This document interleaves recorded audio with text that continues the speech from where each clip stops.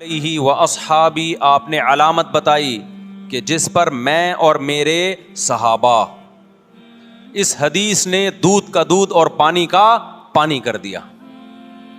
اس حدیث کی تشریح تو میں کئی بار کر چکا ہوں، لیکن آج محرم کے حوالے سے اس کی تشریح میں کروں گا تاکہ اس حدیث کو ہم محرم پہ فٹ کر سکیں کہ محرم کے معاملے میں ہم صحابہ کے طریقے پر ہیں یا نہیں ہیں۔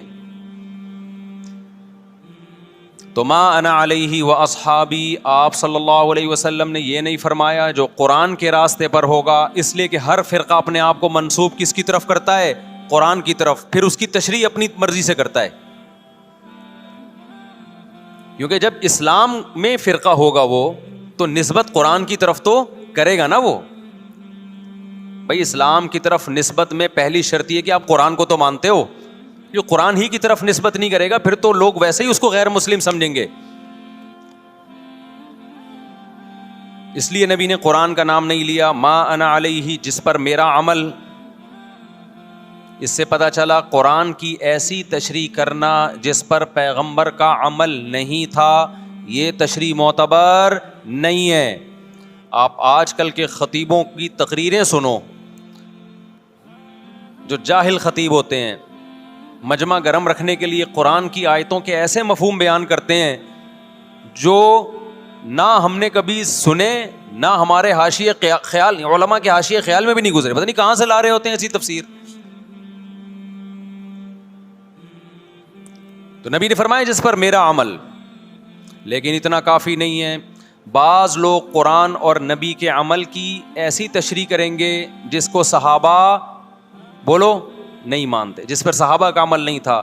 تو آپ نے فرمایا وہ تشریح ما انا علیہ و اصحابی، جو میرے اور صحابہ کے راستے پر ہوگا، وہ فرقہ کیا ہے؟ جنتی ہے۔ سمجھتے ہو کہ نہیں سمجھتے؟ اب دیکھیں بڑی زبردست بات ہمارے سامنے آ گئی کہ جو جنتی فرقہ ہے اس کی علامت کیا ہے؟ صحابہ کے راستے کو نہیں چھوڑے گا اور پیغمبر کے راستے کو نہیں چھوڑے گا۔ دیکھے گا پیغمبر کی کیا تعلیمات اور صحابہ نے اس پر کیسے عمل کیا۔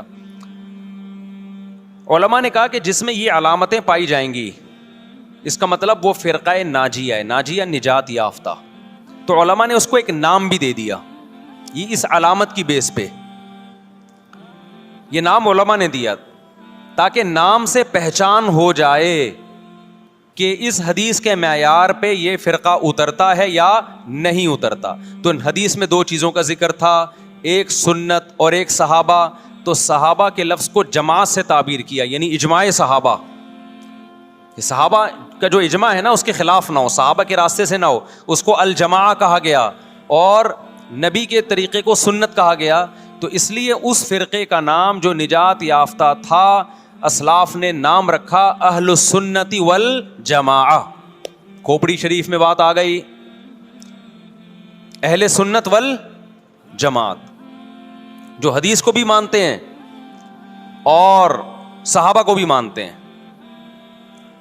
لیکن ظلم یہ ہوا کہ بہت سے لوگ جو نہ سنت کو مانتے نہ صحابہ کو مانتے، انہوں نے اپنا نام اہل سنت والجماعت رکھ لیا،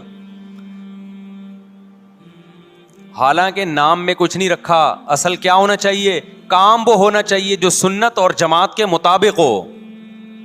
تو اب یہ نہیں کہ جو فرقہ بھی اہل سنت والجماعت کا لیبل لگا کے آ جائے آپ نے اس کو جنتی ماننا شروع کر دینا، نا نا نا نا نا۔ آپ نے علامت دیکھنی ہے کہ اس میں اہل سنت والجماعت والی علامتیں پائی جاتی ہیں، وہ عقیدے ہیں جو اہل سنت والجماعت کے ہیں، پھر تو ہم مانیں گے، ادروائز اس کو ہم فرقہ ناجیہ میں نہیں مانیں گے۔ بات آ رہی ہے سمجھ میں کہ نہیں آ رہی ہے؟ تھوڑی علمی پیچیدہ بحث ہو گئی میرا خیال ہے آج۔ یہ فرقہ واریت نا ایک بڑا ٹاپک بن چکا ہے، ہر آدمی فرقہ واریت کے نام پہ منجن بیچ رہا ہے کہ میں فرقہ واریت نہیں مانتا، میں یہ مانتا ہوں۔ ابے تم بس کر دو یار، بس کرو۔ آپ باتیں کرنے پر گورنمنٹ کی طرف سے کوئی پابندی نہیں ہے، پریکٹیکل لائف میں نہیں چلتا یہ سب کچھ۔ تو جو اہل سنت والجماعت سچی مچی کے تھے، اب اہل سنت والجماعت میں بھی ہر آدمی اہل سنت والجماعت بنا ہوا ہے۔ اہل سنت والجماعت کی جو شارٹ فارم اردو میں آئی اس کو سنی کہا گیا، سنت سے نکلا یہ لفظ۔ اس کو کیا کہا گیا؟ بولو نا کیا ہو گیا؟ سنی۔ یہ اہل سنت والجماعت کی کیا ہے؟ کیونکہ اتنا ٹائم نہیں تھا پاکستانیوں کے پاس کہ وہ اتنا لمبا نام لیتے اہل سنت والجماعت، تو انہوں نے اس کو کیا کہنا شروع کر دیا؟ وی آر سنی. تو ہم کیا ہیں بھائی؟ فرقہ ہم 73 فرقوں میں ہمارا فرقہ کون سا ہے؟ ہم سنی ہیں، جو اہل سنت والجماعت کی شارٹ فارم ہے. یہاں تک بات کھوپڑی شریف میں آ گئی. اب جو سنی ہے نا، ان کے کچھ مخصوص عقیدے ہیں. وہ عقیدے ہوں گے تو آپ سنی ہوگے، وہ عقیدے نہیں ہے تو آپ سنی نہیں ہے. لیبل لگاتے رہو. جیسے وہ بار بار میں چٹکلا سناتا ہوں نا کہ ایک آدمی نے چاول کی بوری پر، چینی کی بوری پر چاول لکھا ہوا تھا. لوگوں نے پوچھا بھائی اندر چینی ہے باہر چاول، کہتا ہے مکھیوں کو دھوکہ دینے کے لیے، مکھیاں بہت بیٹھتی ہیں. تو لیبل کیا لگا دیا؟ چاول کا. اندر کیا ہے؟ چینی. تو ایسے ہی بہت سے لوگ لیبل یہ لگاتے ہیں کہ اہل سنت والجماعت ہم سنی ہیں.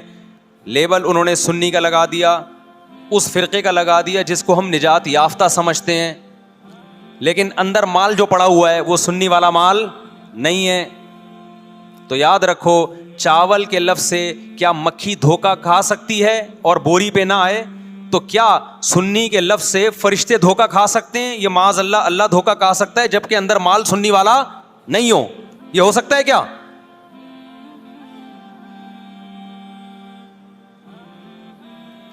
تو اس لیے میں کہتا ہوں آپ ایک چیز ہو جاؤ، یا سنی ہو جاؤ یا شیعہ ہو جاؤ یا کچھ اور ہو جاؤ. کبھی ادھر جا رہا ہے، کبھی ادھر جا رہا ہے، کبھی ادھر لڑک رہا ہے. محرم میں شیعہ بن رہا ہے، ربیع الاول میں بریلوی بن رہا ہے، رمضان میں انسان کا بچہ بنتا ہے. میں یہ نہیں کہہ رہا کہ بریلوی انسان کے بچے نہیں ہیں، یعنی رمضان میں ایسا لگے گا جیسے بہت نیک آدمی.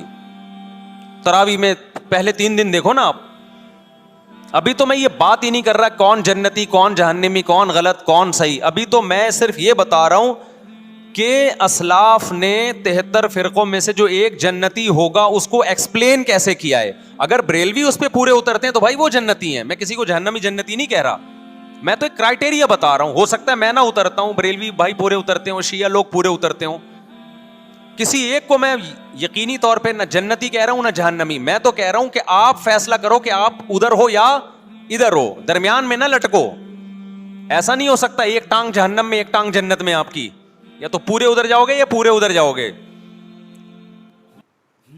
کھوپڑی شریف میں بات آ رہی ہے کہ نہیں آ رہی ہے؟ تو نبی صلی اللہ علیہ وسلم نے فرمایا جنتی فرقے کی علامت ما انا علیہ و اصحابی، جس پر میں اور میرے صحابہ ہوں. اب نبی اور نبی کے صحابہ کس طریق پر تھے، کس ٹریک پر تھے؟ اس کو امام طحاوی رحمہ اللہ تعالی جو حنفیہ میں بہت بڑے محدث گزرے ہیں، امام ابو حنیفہ کے شاگردوں کے شاگردوں کے شاگردوں میں تھے. انہوں نے اس دور میں ایک کتاب لکھی عقیدہ طحاویہ کے نام سے، اور اس میں اہل سنت والجماعت کے عقائد اور ان کی بنیادی عقیدوں کو ایکسپلین کیا. ایک متن لکھا جو پوری دنیا میں مانا گیا، اور پوری دنیا کے علماء کا اتفاق ہوا کہ اہل سنت والجماعت میں داخل ہونے کے لیے ان عقیدوں کا ہونا ضروری ہے. اہل حدیث نے بھی مانا اس کو. اب اہل حدیث کی یونیورسٹی میں پڑھایا جاتا ہے. حنفیوں نے بھی مانا، مالکیوں نے بھی مانا، شافعیوں نے بھی مانا، حنبلیوں نے بھی مانا. سعودی عرب کی یونیورسٹی میں بھی پڑھائی جاتی ہے. وہ لکھنے والے اگرچہ حنفی تھے لیکن وہ جو عقیدے تھے وہ سب کے ہیں. وہ اس سے اہل سنت غیر اہل سنت سے کیا ہو رہے تھے، ان میں فرق ہو رہا تھا. سمجھتے ہو کہ نہیں سمجھتے؟ اس کتاب کا نام کیا ہے؟ العقیدۃ الطحاویہ.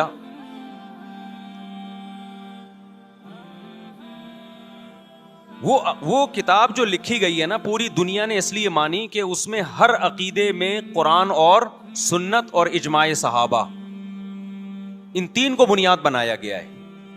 قرآن سے ہو، اور قرآن کی ایسی تشریح جو حدیث مانتی ہو، اور قرآن اور حدیث کی وہ تشریح جو صحابہ مانتے ہوں. لہذا اس وقت پوری دنیا میں جو اہل حق علماء تھے ان کا اتفاق ہو گیا، اور اب تک یہ اتفاق چلا آ رہا ہے کہ جو ان عقیدوں سے ہٹے گا وہ یا تو قرآن کے راستے پر نہیں ہے، یا نبی کے راستے پر نہیں ہے، یا صحابہ کے راستے پر نہیں ہے. اٹ مینس کہ وہ اہل سنت والجماعت سے خارج ہے. خارج کہہ کے ہم اس کو کافر نہیں کہہ رہے, کافر کہنا نہ کہنا یہ ایک الگ بحث ہے, کچھ کافر ہیں کچھ کافر نہیں ہے, لیکن وہ نجات یافتہ فرقوں میں نہیں ہے, بہرحال وہ اس فرقے میں نہیں ہے جس کی نبی صلی اللہ علیہ وسلم نے جنت میں جانے کی گارنٹی لی ہے. سمجھتے ہو کہ نہیں سمجھتے ہو؟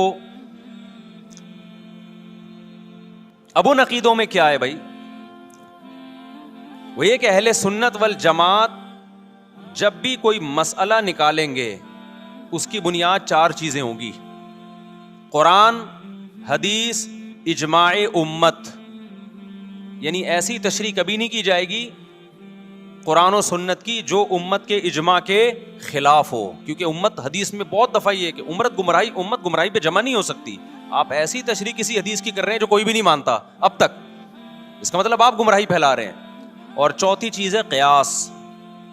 بعض مسائل قرآن و حدیث میں واضح نہیں ہیں لیکن قرآن اور حدیث میں ان کی طرف اشارے ہیں, تو مجتہد کیا کرتا ہے کہ وہ قرآن و حدیث کے ان معنی اور مضمون میں غوطے لگا کے وہ مسائل کا استنباط کرتے ہیں, زمانے کے حساب سے نئے نئے مسائل اخذ کرتے ہیں. سمجھتے ہو کہ نہیں سمجھتے؟ تو 4 اصول اہل سنت والجماعت کے: قرآن سے مسئلہ نکالا جائے گا, حدیث سے نکالا جائے گا, اجماع امت سے, اور چوتھے نمبر پہ قیاس سے. اب میں آتا ہوں